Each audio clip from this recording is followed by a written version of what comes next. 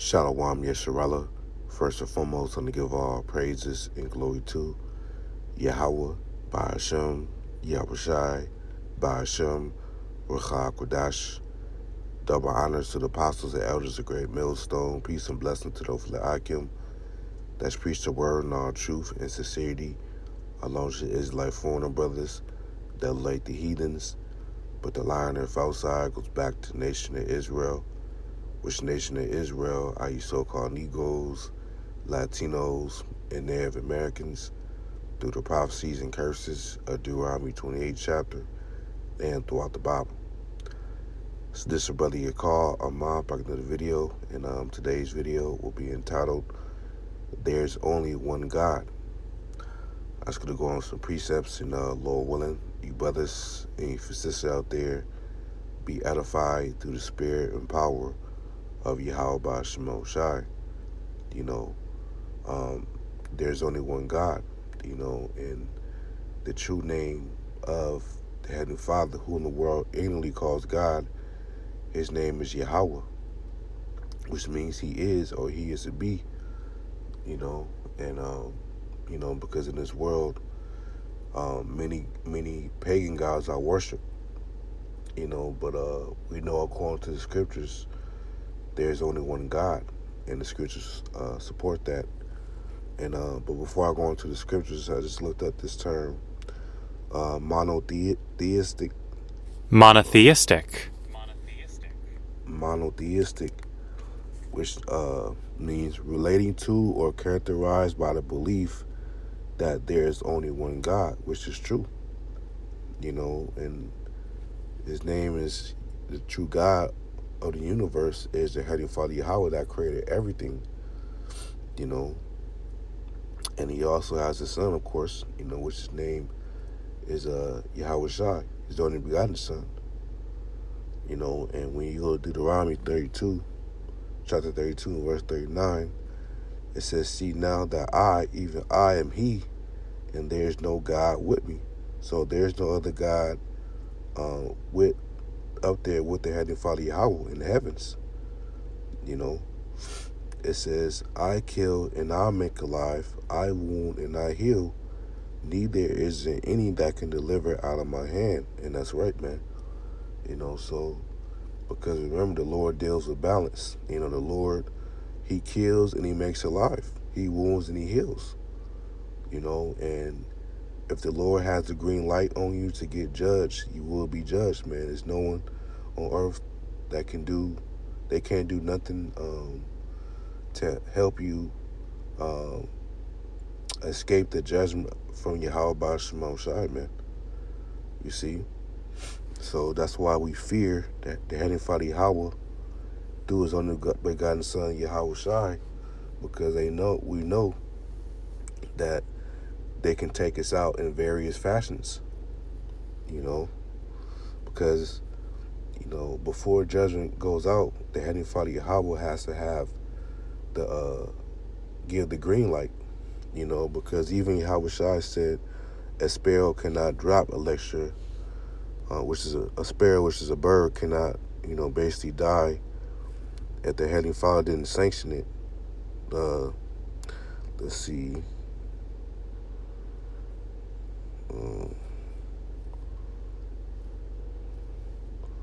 Sparrow cannot drop to the earth.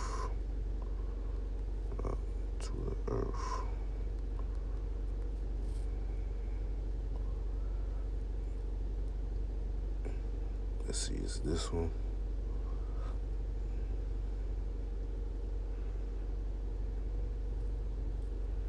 Let's see what Matthew 10 and 29. Yep, this is Matthew 10 and verse 28.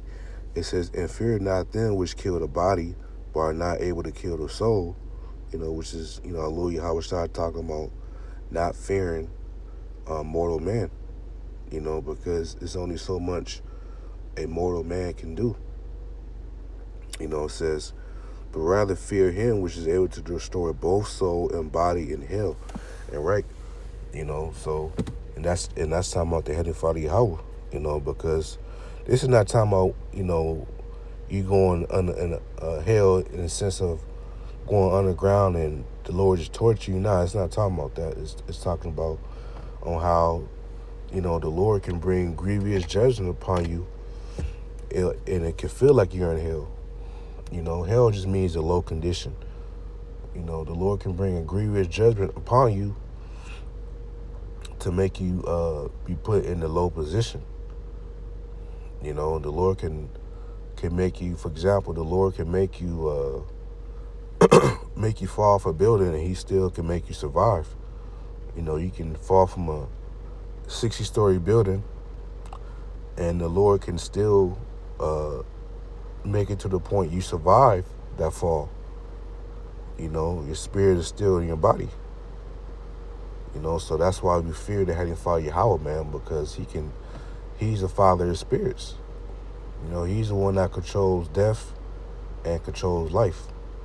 It says, verse 29, and are not 2 sparrows sold for a farthing, and one of them shall not fall on the ground without your Father. Yeah, so that shows that even the Heavenly Father Yahweh, he controls death and life, even from the animals. A sparrow is a bird. So if the Lord is sanctions animals' deaths and stuff, how much more for us humans? So let's go to Isaiah 45.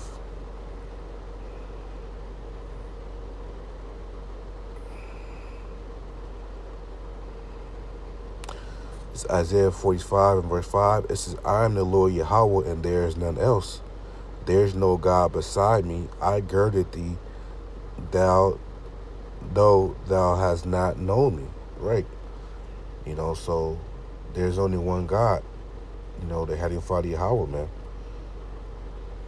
Because in this world it teaches about the polytheistic.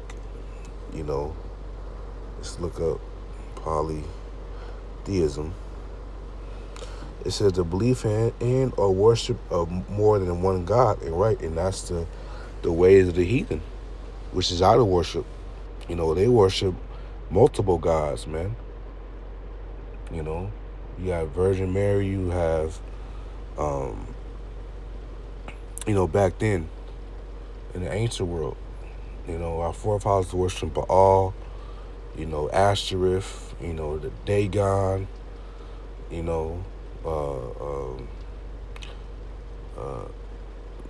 the goddess Diana, so on and so forth. So, and those guys are back here today.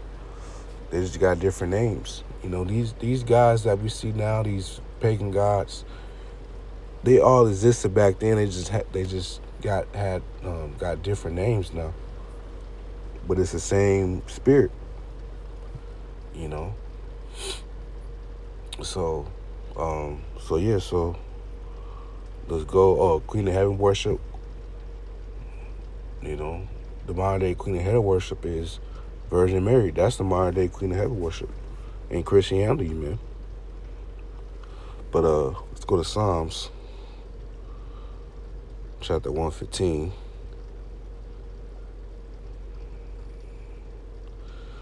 And I'm going to read verses 1 through 9. It says, Not unto us, O Yahweh, not unto us, but unto thy name give glory, for thy mercy and for thy truth's sake. So, all the glorification goes to Yahweh B'Shem Shai, man. Not unto us, because at the end of the day, we're but dust and ashes. We're here one moment and we're gone the next. But it's not like that with the Heavenly Father Yahweh. He lives for eternity, man. So that's why we always give glory and praise and honor to Yahweh B'Shem Shai, man. The Heavenly Father Yahweh through his only begotten Son, Yahweh Shai. It says, verse 2, wherefore should the heathen say, where is now their God?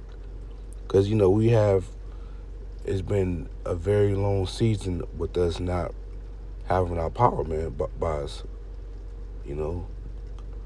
So, but now, they're not saying this now, because now we have returned to Yahweh B'Shem Shai. And very soon the Lord is going to start bringing horrific judgments upon the heathen nations and 2/3 of our people, the wicked Israelites. And they're not going to be saying none of this. You see, it says, but our God is in the heavens. He had done whatsoever he had pleased. Their idols are silver and gold, the work of men's hands, which are the heathen idols. You know, it says they have mouths, but they speak not. Eyes have they, but they see not. Yeah, these idols, they all, the one that created the idol, they create them idols to have eyes and mouths and tongues and ears, and the scriptures go into it on how these pagan gods are useless. They're vain. It says, verse 5, they have mouths, but they speak not. Eyes they have they, but they see not. They have ears, but they hear not. Noses have they, but they smell not. They have hands, but they handle not. Feet have they, but they walk not. Neither speak they through their throat. Yeah, so these idols are useless, man. They don't live. They don't have no spirit in them. They're just statues that replicate a human, human body, with noses, with ears, but they don't have no spirit in them. It says, verse 7, they have hands, but they handle not. Feet have they, but they walk not. Neither speak they through their throat. They that make them are like unto them, meaning vain. So the ones that make these pagan gods, they're just like unto them. They're vain and they're dumb. It says, so is everyone that trusts in them, man. Which is, if you trust in these pagan gods that cannot see, hear, taste, walk, speak, then you're just as foolish as them. You see? It says, verse 9, O Israel, trust thou in the Lord, for he is their help and their shield. So that's the one we're supposed to trust in, the Heavenly Father Yahweh, through his only begotten Son, Yahweh Shai, man. Because they are our help and shield. They are our protection, man. Because when judgment goes out, none of these idols that people worship in these times is going to deliver them out of these chaotic situations that's about to come upon the earth in the form of Jacob's trouble. But Lord willing, we a part of the elect. Yahweh Bashim Shai is going to come through for us, man, through divine intervention. You see.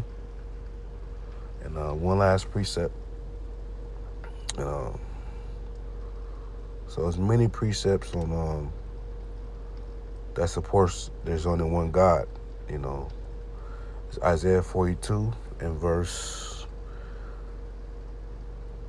8. It says, I am Yahweh, that is my name, and my glory will not give to another, neither my praise to graven images. So the Lord is not associated. So worshiping Yahweh Bashim Shai is not associated with idol worship. Because that's, graven images. That's, going to idol worship and stuff. People carve out certain images and they worship him. That's idol worship. So that's not the case with worshiping Yahweh Bashim Shai. Because the Lord warned us of idol worship. He will always warn us when we read in the law. In the Torah, the Lord always warned our forefathers through Moses not to worship other gods of the heathen that are around about you. Because if you worship them gods, they will be a snare unto you, meaning a trap. And it will cause you to go into sin and cause you to, put all these curses, have the curses follow you in Deuteronomy 28 chapter, which happened. So yeah, I just wanted to make a quick lesson on that. There's only one God. His true name is Yahweh. Through his only begotten Son, Yahweh Shai. But just speaking on the Heavenly Father specifically, he's the one that created the whole universe that we see. Everything we see here, the Heavenly Father Yahweh created it through his only begotten Son, Yahweh Shai. So yeah, I just wanted to make a lesson. Lord willing, I was edified. And until next time.